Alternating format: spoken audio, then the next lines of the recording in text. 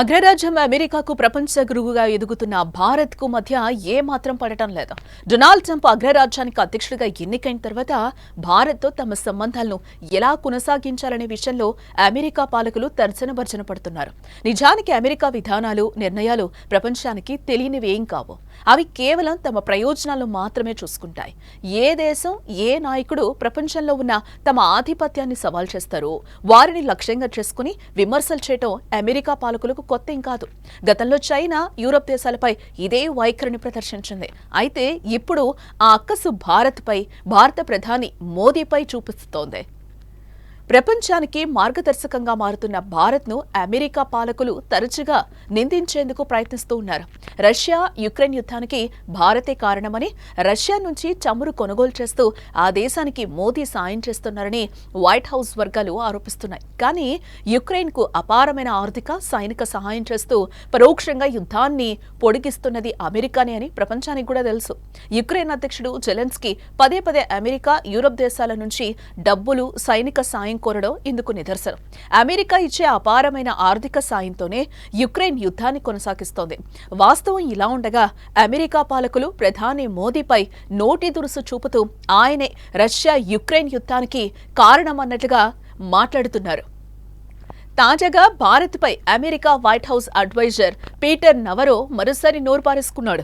Russia నుంచి oil కొనుగోలు చేస్తూ యుక్రెయిన్పై యుద్ధాన్ని భారత ప్రధానమంత్రి నరేంద్ర మోదీ నడిపిస్తున్నారని ఆరోపించారు.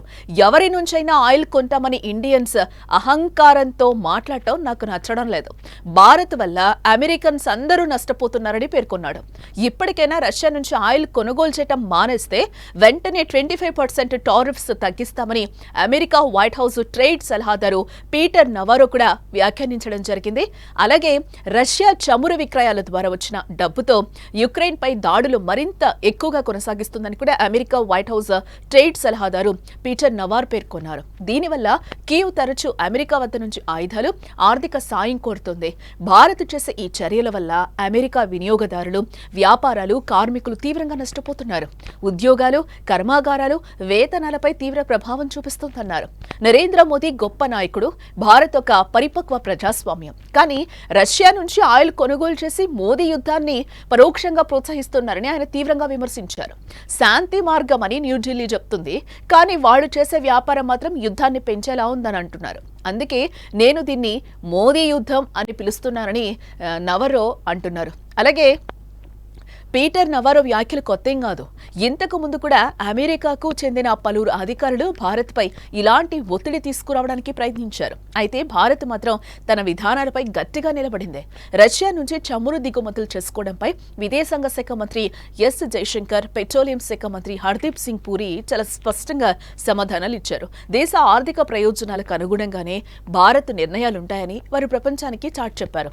ఇది అమెరికా, పశ్చిమ దేశాలకు మింగుడు పట్టం లేదు. దీంతో వారు నేరుగా మోదీని టార్గెట్ చేయడం మొదలుపెట్టారు.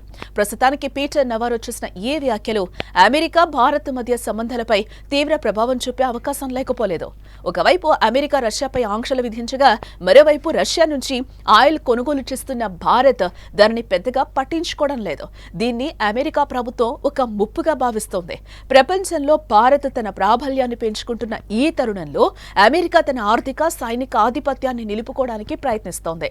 ఈ క్రమంలో ట్రంప్ ప్రభుత్వ వైఖరి మరింత దూకుడుగా మారే అవకాశం ఉంది.